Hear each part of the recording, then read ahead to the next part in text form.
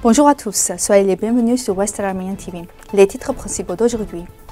Hommage aux victimes du tremblement de terre à Dersim. Le verdict du tribunal dans l'affaire du meurtre de Hrant Dink a été publié. La politique de Pachinian constitue une menace pour la souveraineté et l'identité nationale de l'Arménie. Armen Achutian. Le chemin tragique du salut Archalus Martigagnon. Les Arméniens historiques du village de Magajour. L'histoire du partisan dans le nouveau livre des Gobelions. L'évangile mystérieux caché sous terre pendant 7 ans. L'évangile de Shurishka. Une cérémonie commémorative a été organisée à Dersim à l'occasion de l'anniversaire du tremblement de terre du 6 février, soulignant l'indifférence des autorités à l'intérêt public. Lors d'une conférence de presse, la plateforme Travail et démocratie de Dersim, ils ont exigé la fin des approches mercenaires et la mise en œuvre d'une politique qui garantit les droits vitaux fondamentaux du peuple. La conférence de presse a eu lieu sur la place Seyid Reza où une affiche a été apposée avec l'inscription « Nous n'oublions pas le 6 février ». La déclaration a été lue au nom de la plateforme par Ergin Tekin, président de l'organisation provinciale du Parti du travail du Dersim, soulignant que le tremblement de terre a révélé l'échec des institutions de l'État dans les efforts de préparation et de sauvetage. Il a souligné qu'Afad n'était absolument pas préparé, que le Croissant Rouge avait vendu toute l'aide et que les points de communication étaient entravés les efforts de sauvetage. 2 ans plus tard, des milliers de personnes continuent de vivre dans des conditions difficiles. Ce ne sont pas seulement les villes qui se sont effondrées, mais aussi le système étatique, conclut Tekin.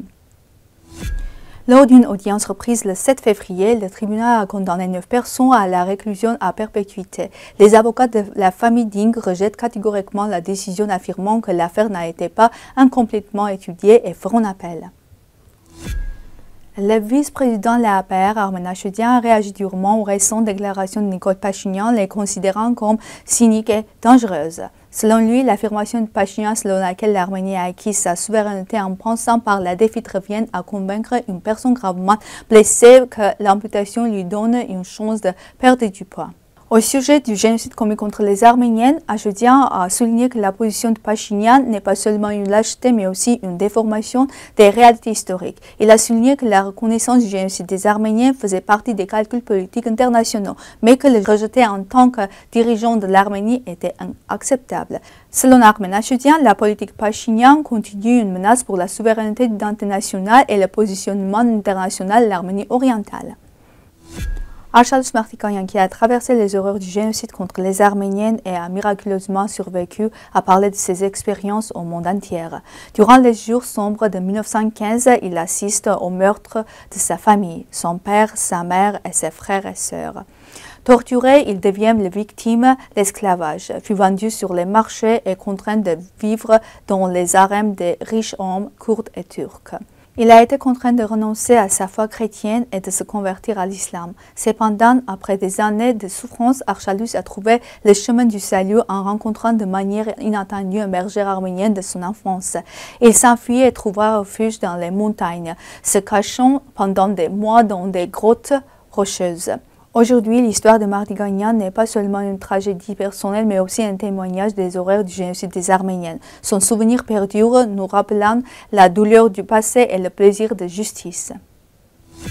Magajour, aujourd'hui Tatlissou, est un village arménien historique situé dans la région centrale de l'actuelle province d'Erzurum, en Arménie occidentale. Selon les sources historiques, en 1516, 28 familles de contribuables arméniennes étaient enregistrées dans le village et en 1591, ils en avaient 143.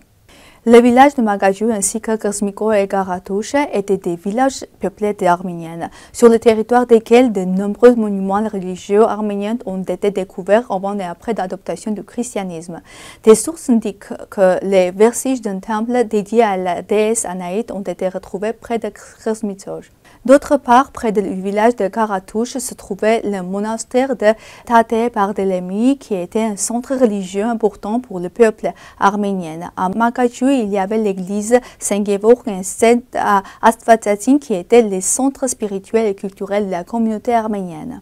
Le patrimoine historique de ces villages arméniens est un témoignage important du passé culturel de l'Arménie occidentale qui a été perturbé par les politiques des autorités ottomanes et de l'État turc qui lui a succédé.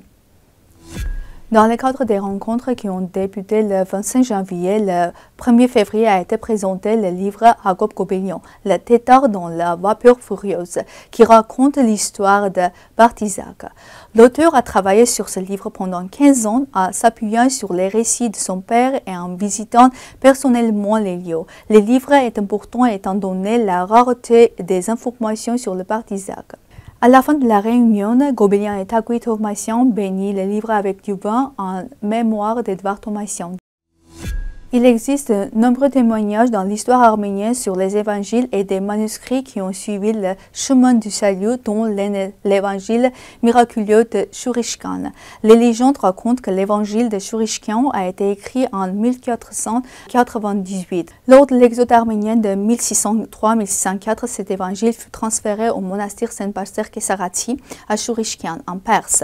Craignant les pillages, il fut enterré sous terre. Au bout de quelques temps, une source jaillit de ces cachettes souterrains, formant un état. Le livre sacré ne sera ressorti que 7 ans plus tard, presque intact.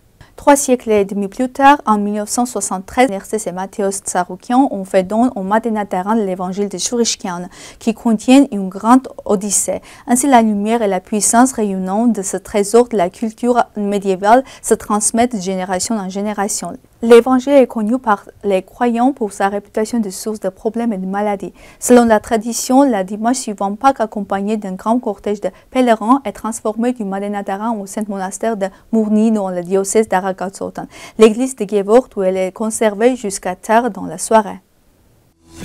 C'est tout pour aujourd'hui. Merci d'être avec nous. Au revoir.